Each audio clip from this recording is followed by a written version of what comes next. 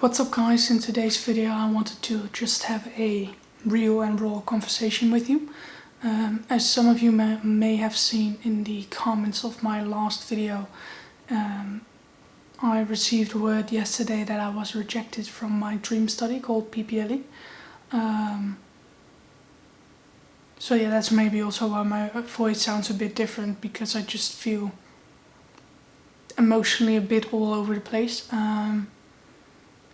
I received an email with the rejection at about 5 p.m. yesterday, and if I'm being honest with myself, I was kind of expecting that rejection for about the moment that I submitted my second round test. I can't really explain why, but usually when I feel so strongly about something this important, I'm usually right. Or actually, I've never been proven wrong, so I have in a way been preparing myself for rejection for a little over a week, because that test was 9 days before I got my rejection.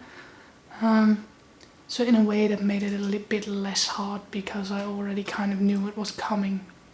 And the moment I received the email, and I couldn't even see yet what was in it, but I already knew that this wasn't going to be good news. So yeah, in a way that kind of made it easier to have been preparing myself for this for 9 days. But in the end, this is something that I've wanted to do really, really badly for a little less than a year now. And everything I've done for school, and basically everything I've done for school this school year and the last half of last school year was in order to meet the requirements that this study has. So yeah, it feels very weird to suddenly not really have those motivators and requirements anymore. At the same time, I do think that I'm going to reapply next year. So in a way, because of that, I will still have to keep studying hard and do my best to meet the requirements. The plan for now is to apply to my backup study, which is, if I translate it properly, educational science.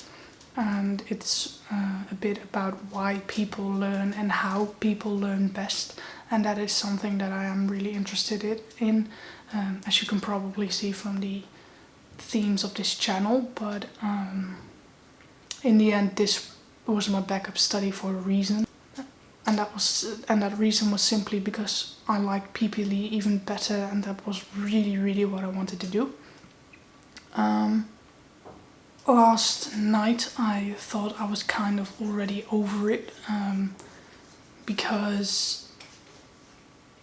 I didn't feel that sad at that moment. And I thought that was because for the last 4 years I've been putting a lot of effort into developing a positive mindset, and I do believe that you can get a positive from everything. And so that was kind of what I started thinking about pretty much half an hour after receiving my rejection, and I thought that was working, and that was the reason that I wasn't really sad. And even this morning after I woke up, I still felt like that was the case. But then pretty soon after school started, and I'm following classes online right now because I am currently experiencing a lot of physical problems. If you want to know why, I will link 2 videos up here that kind of explain that. But during my second online class, I noticed that I was actually just feeling really, really bad at that moment, and I have to say that just kept on going the rest of this day. It is currently almost 5 p.m. and I still feel like absolute shit, but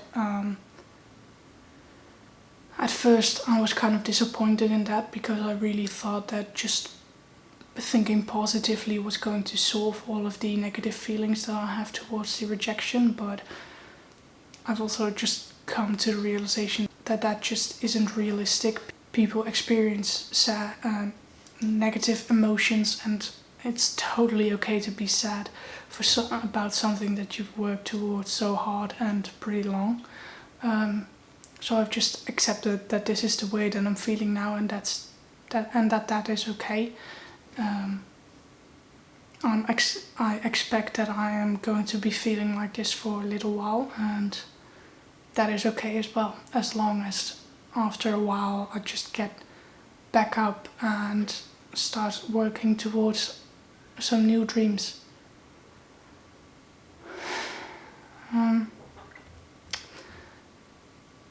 Yeah, kind of the message that I wanted to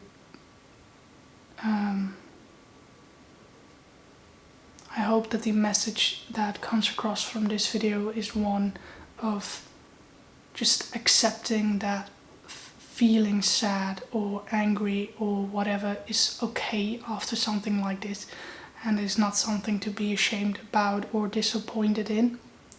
And yeah, that is something that I was reminded of again today, and it's something that I felt the need to share. So that's what I'm doing.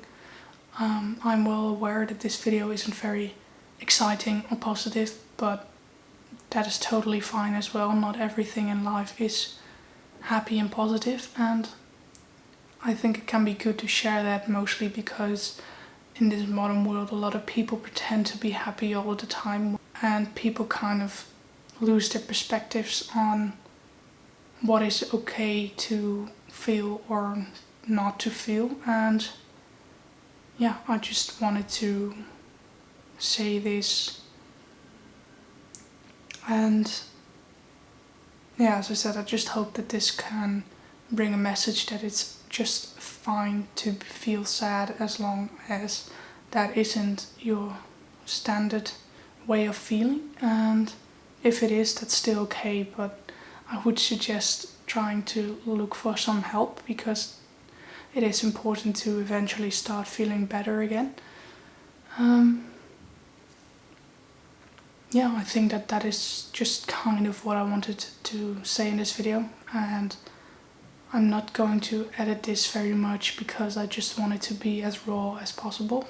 And yeah, if that means less people will watch it because it isn't as exciting, then that's fine by me, because I feel like this is something I needed to get off my chest.